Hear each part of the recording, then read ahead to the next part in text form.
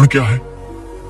दोस्तों, कल की पुराण एक ऐसा शास्त्र है जो न केवल हमारी प्राचीन भारतीय संस्कृति का गौरव है, बल्कि ये हमें भविष्य के उन रहस्यों से भी अवगत कराता है जो मानवता के लिए अत्यंत महत्वपूर्ण है। ये पुराण 18 प्रमुख पुराणों में से एक है और इसे वेदव्यास जी ने रचित किया है। वेदव्यास जी, जिन्होंने महाभारत, वेदों का संकलन और अन्य पुराणों की रचना की, वे भारतीय साहित्य और आध्यात्मिकता के महान ऋषि हैं। कल की पुराण की रचना का समय माना जाता है महाभारत युद्ध के बाद, जब द्वापर युग समाप्त हुआ और कलयुग का प्रारंभ हुआ। यह पुराण विशेष रूप से कलयुग के अंत और भगवान विष्णु के अंतिम अवतार कल्कि के आगमन की भविष्यवाणी करता है। कल की पुराण में कुल 18 अध्याय हैं और प्रत्येक अध्याय में कलयुग के विभिन्न पहलुओं, धर्म के पतन और अंत में भगवान कल्कि के अवतार के माध्यम से धर्म की पुनर्स्थापना का वर्णन किया गया है। इस पुराण का प्रथम अध्याय विशेष रूप से महत्वपूर्ण है क्योंकि यह हमें कलयुग के स्वरूप, इसके लक्षणों और भगवान के अवतार की आवश्यकता को समझाता है। दोस्तों, शास्त्रों के अनुसार 4 युग हैं: सतयुग, त्रेता युग, द्वापर युग और कलयुग। इनमें से कलयुग को सबसे कठिन और चुनौतीपूर्ण युग माना गया है। महाभारत युद्ध के बाद जब भगवान श्री कृष्ण ने अपनी लीला समाप्त की, तब से कलयुग का प्रारंभ हुआ। शास्त्रों में बताया गया है कि कलयुग में मनुष्य की आयु, शक्ति और नैतिकता धीरे धीरे कम होती जाएगी। जहां सतयुग में मनुष्य की आयु हजारों वर्ष थी, वहीं कलयुग में यह घटकर औसतन 100 वर्ष या उससे भी कम हो जाएगी। कलयुग में मनुष्य का रहन सहन भी बहुत बदल जाता है। खान पान में शुद्धता का अभाव, अधर्म का बोलबाला और स्वार्थ का प्रभुत्व बढ़ जाता है। लोग धर्म और सत्य के मार्ग से भटककर भौतिक सुखों के पीछे भागने लगते हैं। पर्यावरण का विनाश, युद्ध और सामाजिक अशांति भी कलयुग के प्रमुख लक्षण हैं। लेकिन दोस्तों, यही वह समय है जब भगवान विष्णु अपने अंतिम अवतार कल्कि के रूप में अवतरित होंगे, ताकि धर्म की पुनर्स्थापना हो और सत्य का युग फिर से स्थापित हो।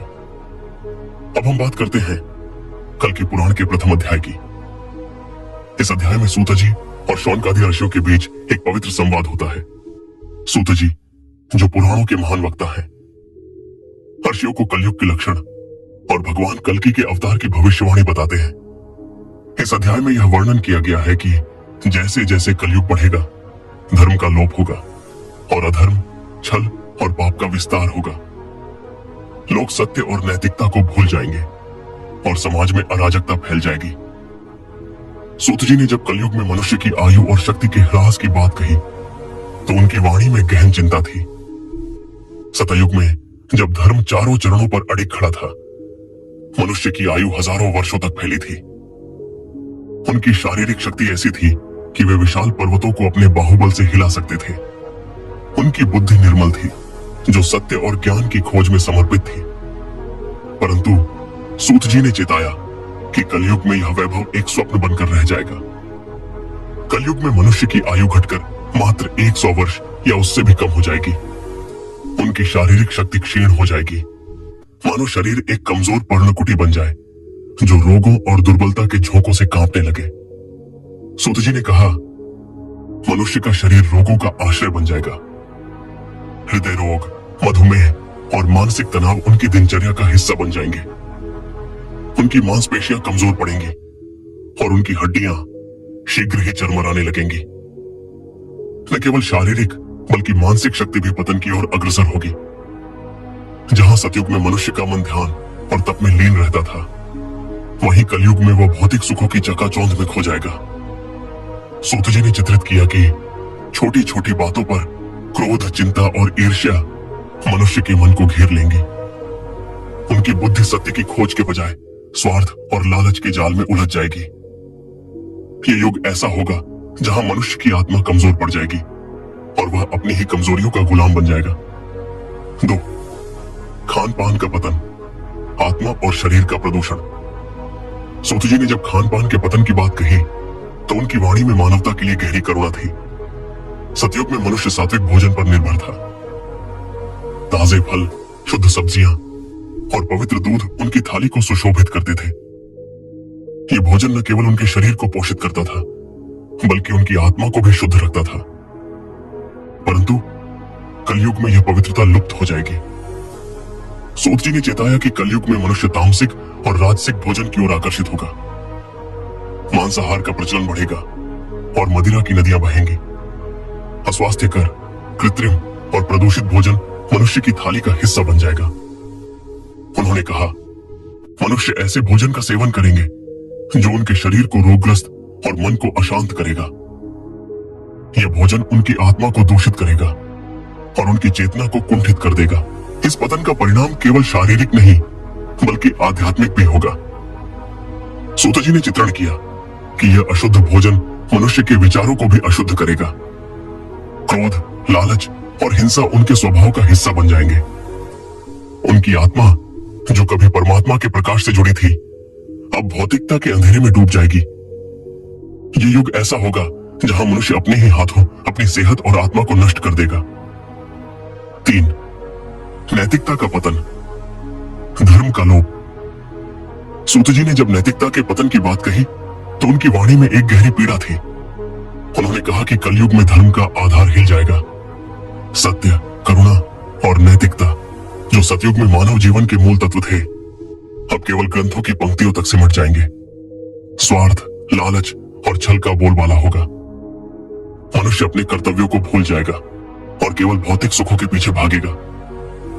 सूत जी ने चित्रित किया कि परिवार, जो कभी प्रेम और विश्वास का प्रतीक था, अब टूटन की कगार पर होगा।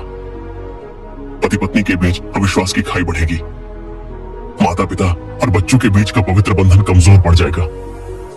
उन्होंने कहा, मनुष्य एक दूसरे के प्रति संवेदनाहीन हो जाएंगे। वे केवल अपने स्वार्थ को प्राथमिकता देंगे और करुणा का भाव उनके हृदय से लुप्त हो जाएगा। इस युग में सत्य का कोई मूल्य नहीं रहेगा। लोग झूठ, छल और विश्वासघात को अपनी सफलता का साधन मानेंगे। सूत जी ने चेताया कि यह नैतिक पतन मानवता को एक ऐसी गर्त में ले जाएगा जहां विश्वास और प्रेम दुर्लभ हो जाएंगे। यह युग ऐसा होगा जहां मनुष्य अपने ही बनाए जाल में फंसकर अपनी आत्मा को खो देगा। 4. सामाजिक अशांति, अराजकता का साम्राज्य। सूत जी ने जब सामाजिक अशांति की बात कही तो उनकी वाणी में एक भयावह चित्र उभरा। उन्होंने चेताया कि कलयुग में समाज का आधार कमजोर हो जाएगा। शासक अधर्मी और भ्रष्ट हो जाएंगे। वे प्रजा की रक्षा के बजाय उनके शोषण में लिप्त होंगे। धन और शक्ति ही मनुष्य की पहचान बन जाएगी और धर्म, ज्ञान और तप का कोई मूल्य नहीं रहेगा। सूत जी ने कहा, लोग एक दूसरे पर विश्वास नहीं करेंगे। हिंसा, लूट और अपराध का बोलबाला होगा। समाज में अराजकता फैल जाएगी और शांति एक स्वप्न बनकर रह जाएगी। इस युग में सत्य और न्याय की आवाज दब जाएगी। धनवान और शक्तिशाली लोग कमजोरों का शोषण करेंगे और समाज में असमानता की खाई और गहरी हो जाएगी। यह युग ऐसा होगा जहां मानवता अपने ही बनाए नियमों से हार जाएगी। सूत जी ने चित्रण किया कि समाज एक विशाल रण क्षेत्र बन जाएगा जहां हर व्यक्ति अपने स्वार्थ के लिए दूसरों से युद्ध करेगा।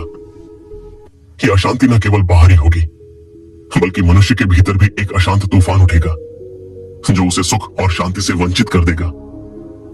5. पर्यावरण का विनाश, प्रकृति का रुदन। सूत जी ने जब पर्यावरण के विनाश की बात कही तो उनकी वाणी में प्रकृति के प्रति गहरी करुणा थी। उन्होंने चेताया कि कलयुग में मनुष्य प्रकृति के साथ अपना संतुलन खो देगा। वन, जो कभी हरे भरे थे और जीवन का आधार थे, कट जाएंगे। नदियां, जो कभी अमृत तुल्य थीं, सूख जाएंगी या प्रदूषण से दूषित हो जाएंगे। सूत जी ने कहा, मनुष्य अपने स्वार्थ के लिए प्रकृति का शोषण करेगा।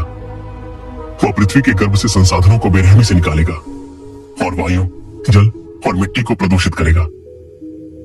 इसके परिणाम स्वरूप प्राकृतिक आपदाएं, बाढ़, सूखा, भूकंप और तूफान बढ़ेंगी।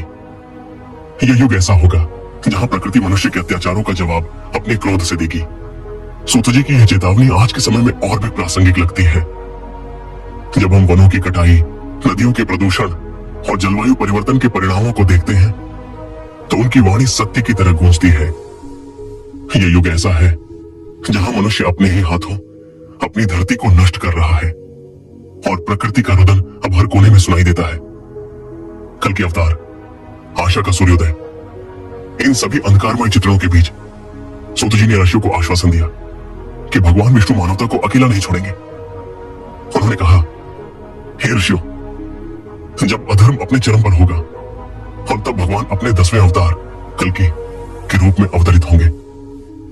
यह वचन मानो एक उज्जवल सूर्य की किरण था जो अंधकार को चीरकर आशा का प्रकाश फैलाता है। कल्कि का स्वरूप, तेज का अवतार सूत जी ने कल्कि के स्वरूप का ऐसा वर्णन किया मानो स्वयं सूर्य धरती पर अवतरित हो गए हों। उन्होंने कहा, कल्कि का रूप इतना तेजस्वी होगा कि पापियों का हृदय उनकी एक झलक से कांप उठेगा। उनका शरीर सूर्य की तरह देदीप्यमान होगा और उनकी आंखों में करुणा और न्याय का भाव होगा। कल्कि अपने तेजस्वी घोड़े देवदत्त पर सवार होंगे और उनके हाथ में खड्ग होगा जो अधर्म का नाश करेगा। उनकी वाणी सत्य का संदेश देगी और उनके शब्द शास्त्रों के गहन ज्ञान से युक्त होंगे। सूत जी ने चित्रण किया कि कल्कि न केवल एक योद्धा होंगे बल्कि एक महान विद्वान और धर्म के रक्षक भी होंगे। उनका हर कदम मानवता को अंधकार से प्रकाश की ओर ले जाएगा। कल्कि का उद्देश्य धर्म की पुनर्स्थापना। सूत जी ने कहा कि कल्कि का अवतार अधर्मी शासकों, पापियों और दुष्टों का नाश करने के लिए होगा। वे धर्म की पुनर्स्थापना करेंगे और सत्य, शांति और समृद्धि को पुनर्जन्म देंगे। उनके शासन में सतयुग का प्रारंभ होगा और मानवता फिर से धर्म के मार्ग पर चल पड़ेगी। कल्कि का युद्ध केवल बाहरी नहीं होगा, वे मनुष्य के भीतर के अंधकार, लालच, क्रोध और अज्ञान को भी समाप्त करेंगे।